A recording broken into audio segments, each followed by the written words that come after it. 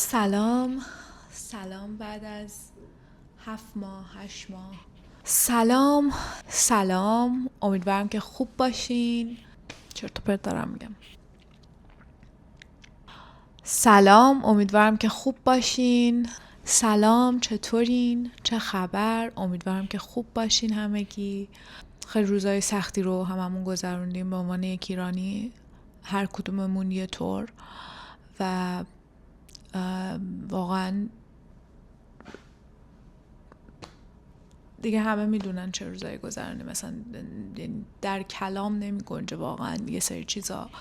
اتفاقا چند روز پیش داشتم یه پستی رو میدیدم که راجع به این صحبت میکرد که یه وقتایی اونقدر یه چیزی بزرگه، اونقدر یه غمی بزرگه که وقتی آدمو میخوان راجبش باهات حرف بزنن تو میگی نه اوکیم، چیزی نیست، خوبم.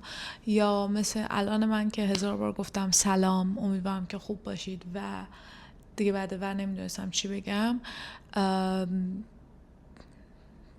دیگه زبون یاری نمیکنه که ادامه بدی. و دلیلش هم اینه که اون اتفاق و غم اینقدر بزرگ بوده که هنوز تو کلمه‌ای واسش پیدا نکردی، اصلا نمیتونی راجبش صحبت بکنی و اینکه زبونت میگیره وقتی میخوای اون مکالمه رو شروع بکنی و دیگه حرفی واسه گفتن نداری. یا اینکه اگر کسی باهات صحبت میکنه راجب اون موضوع میگی نه اوکی الان نمیخوام راجبش حرف بزنم، نه اصلا بیا راجب یه چیز دیگه حرف بزنیم. این از این نیست که تو اون غم رو جدی نگرفتی یا اون اتفاق رو جدی نگرفتی یا واسه به اندازه کافی بزرگ نیست. اتفاقا این یعنی این که انقدر بزرگه که تو هنوز اصلا کلمه ای واسش پیدا نکردی که بخوای راجبش صحبت بکنی. دقیقا الان من 1000 بار گفتم سلام امیدوارم خوب باشید و چی، واقعا امیدوارم که بهتر باشید. بگذریم از اینا.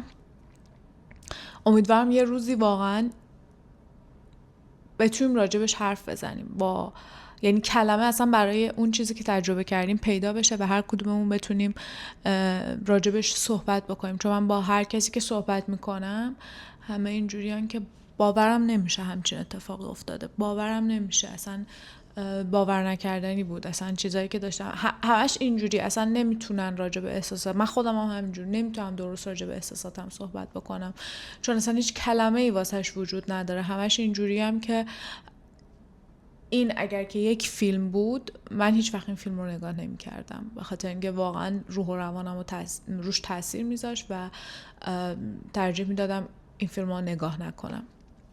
ولی خب این اتفاق افتاد و فکر میکنم که هنوزم واسش کلمه‌ای وجود نداره درست که بتونه بیان کنه که چه بر سر ما گذشت واقعا در طول این چند ماه گذشته.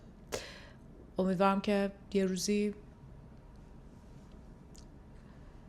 کلمه واسش پیدا بشه و این چیزی که تومون مونده بتونیم بیانش بکنیم، اون حسایی که تومون مونده بتونیم بیانش بکنیم. توی مدتی که گذشت هم دنیا تغییر کرد هم زندگی من خیلی باهاش تغییر کرد. اگه بخوایم برگردیم به ژانویه و 7 ژانویه که در واقع اون اتفاق افتاد، دقیقاً روزی بود که من سگم رو از ایران آوردم و داده بودم دست یک مسافر که داشت می اومد کانادا و داشت با خودش ایوان منو می آورد و همون شبی که ایوان رسید به کانادا اینترنت ها قطع شد، دسترسی به اینترنت ها خیلی ضعیف شد. من حتی نمیتونم به مامان بابام اطلاع بدم که این بچه رسیده پیش من و کلی از این اتفاق ها. و بعدش که تون همه چیز پشت سر هم اتفاق افتاد. این یکی از اتفاقای زندگی من بود چون واقعا زندگی من بعد از اومدن ایوان کلی تغییر کرد. اتفاق دیگه ای که افتاد به غیر از اتفاقهایی که می افتاد و زندگی همه تحت تاثیرش بود، من تصمیم گرفتم که جابجا بشم. جابجای خونه رو داشتم و اون پروسه خودش خیلی طولانی بود و از کارم استفاده دادم، به خاطر اینکه خونه رو وقتی جابجا کردم از محل کار قبلیم خیلی فاصله گرفتم، مجبور بودم کارم رو استعفا بدم و هنوز شغل جدیدی پیدا نکردم.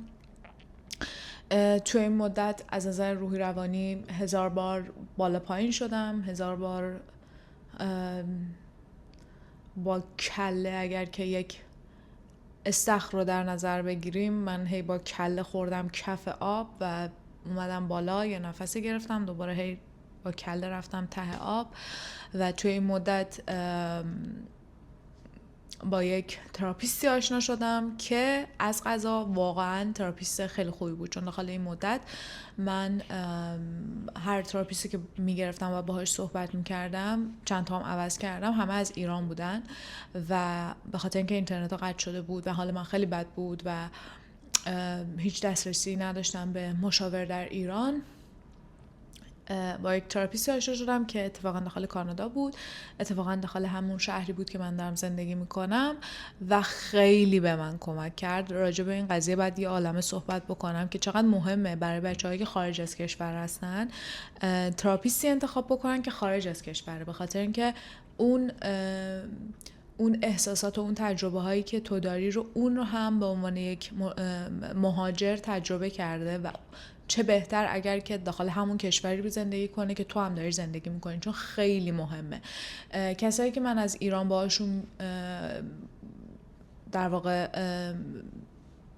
نوبت مشاوره میگرفتم و جلسه میگرفتم و باهاشون صحبت میکردم هم آدمای بسیار خوبی بودن، ولی اون ارتباطه رو من نمیتونستم برقرار کنم و همش اینجوری بودم که نه مثلا حالا اونقدرم کمک نمیکنه جلسات تراپی، اونقدرم مفید نیست، اونقدرم اونجوری که من میخوام نیست، تهش یه سری حرفایی میزنن که تکراریه همه و هی داشتم عوض میکردم به امید اینکه یک تراپیست بهتری پیدا بکنم و چند تا عوض کردم، در صورتی که بعد از اینکه با ایشون آشنا شدم و باشون جلسه گرفتم انقدر خوب میفهمیدیم حرف همو و انقدر خوب مشاوره میداد و انقدر واقع بینانه بود، به خاطر اینکه این مسیر رو خودش هم داشت تجربه میکرد با من، همزمان توی یک نقطه جغرافیایی داریم زندگی میکنیم، همزمان یک تجربه رو با هم دیگه یه تجربه مشترکی داشتیم و همه اینا خیلی کمک کرد که اون جلسات مشاوره داخل این دوران مخصوصا خیلی سخت به من خیلی کمک بکنه. دیگه اینکه توی این دوران هر کاری میکردم که یک کم بالا بیام، مثل همه آدمای دیگه که واقعا هر کاری میکردن که دوباره یک کوچولو به زندگی وصل بشن، مثل نمایشگاه رفتن، مثل نشته گل لاله یا چیزای مدلی دیگه، مثلا چیزایی که یک کوچولو حواستو پرت بکنه که حواستو واسه شاید 1-2 ساعتی پرت میکرد، اما بعدش هم دوباره برمیگشتی به اون حالتی که بودی و اینجا من فهمیدم که هیچ راه فراری نیست و باید ادامه بدی با همین اوضاعی که هست، چه بخوای چه نخوای این اوضاع هست. همزمان من داخل این دوران خیلی با آدما صحبت کردم، با دوستام، به خاطر اینکه خب هممون نیاز داشتیم که صحبت بکنیم، هممون نیاز داشتیم که با همدیگه همدردی بکنیم، با همدیگه صحبت بکنیم، از حسامون بگیم. این مهاجرت برای اکثر ماها اجبار بوده و چقدر بد که ما باید بین 2 تا چیزی که حق طبیعی هر انسانه یکیشو انتخاب بکنیم. منظورم اینه که تو وقت داخل کشور خودتی، با خانوادتی، با عزیزاتی، با دوستاتی، با آدمایی هستی که از بچگی باهاشون بزرگ شدی یا بالاخره تایم طولانی تری باهاشون گذروندی، خاطره مشترک دارین، جاهای مشترک رفتین، بک‌گراند مشترک دارین، اونا میشن آدم‌های اطراف تو، اونا میشن عزیزای تو، اونا میشن روزمرگی تو و چقدر شیرینه که بتونی این روزمرگی ها رو با این آدم‌ها بگذرونی، چقدر شیرینه که بتونی تو عروسی دوستت باشی، چقدر شیرینه که بتونی هر وقت دلت گرفت با اون دوستی که خیلی وقت باهاش خاطره مشترک داری، چندین سال باهاش خاطره مشترک داری، دوست صمیمیته، زنگ بزنی بری بیرون، بری کافه. چقدر قشنگه که کافه مورد علاقت دم دستت باشه و هر وقت حالت بد میشه بلند شی بری اونجا. و این حق طبیعی هر آدمیه. حق طبیعی هر آدمیه که مادر پدرش رو هر وقت دلش میخواد ببینه، خواهر برادرش رو هر وقت دلش بخواد ببینه، هر وقت دلش تنگ بشه بتونه عزیزاشو ببینه. از طرفی حق طبیعی هر آدمیه که آزادی داشته باشه، آزادی عمل داشته باشه، آزادی بیان داشته باشه، بیسیک ترین چیزهای زندگی رو داشته باشه، بتونه از زندگی لذت ببره، بتونه ماشین خوب سوار بشه، بتونه گوشی خوب داشته باشه، بتونه امکانات خوب داخل زندگیش داشته باشه. درسته که باید تلاش بکنه تا به این چیزهای مادی برسه، ولی تلاش بکنه برسه، نه اینکه تلاش بکنه و تهش هم هیچی به هیچی. اینم حق طبیعی هر آدمیه و ماها مجبوریم یکی از اینا رو انتخاب بکنیم، یا عزیزانمون رو داشته باشیم یا اون حس خونه و صمیمیت و دوستا و خانواده و اینا رو باید داشته باشیم، یا باید اون آزادی بیسیک رو انتخاب بکنیم که داشته باشیم. و چقدر بده که باید بین این دوتا که هر آدمی باید داشته باشدشون، هر دوتاشون، و اصلا حق طبیعی هر آدمیه که باید اینا رو داشته باشه، یکیش رو باید انتخاب بکنیم. و خب وقتی تو مهاجرت میکنی اکثر مواقع اونا رو میذاری کنار، یعنی از اونها میگذری، از آدمای عزیز زندگیت میگذری، از اون دور همیایی خانوادگی میگذری، دور همیایی دوستانه میگذری، دوست صمیمیت میگذری، عروسیشو از دست میدی، تایمایی که میتونین با هم داشته باشین رو از دست میدی و مجبور اینا رو از دست بدی که یک آزادی عمل خیلی طبیعی یک انسان رو به دست بیاری. و داخل این مدت خیلی ما به این فکر کردیم که ما که میگم من و اطرافیانم که واقعا کدومش رو باید انتخاب بکنی. اگر که حق انتخاب داشته باشی اونو باید انتخاب بکنی، یعنی اونو انتخاب میکنی یا اینو انتخاب میکنی، کدومش بیشتر میچربه به اون یکی؟ که من هنوز جوابی واسش پیدا نکردم. واقعا میگم به نظر من هر دوتاش باید باشه، اصلا هر دوتاش حق طبیعی هر انسانی باید باشه. چرا باید بینشون انتخاب بکنیم؟ ولی اگه مجبور باشیم انتخاب بکنیم کدومو باید انتخاب بکنیم؟ این یه موضوعی بود که این روزا بهش فکر میکردم و با آدما باهاش صحبت میکردم. یه موضوع دیگه ای که هست اینه که داخل این مدت اصلا اینجوری بودم که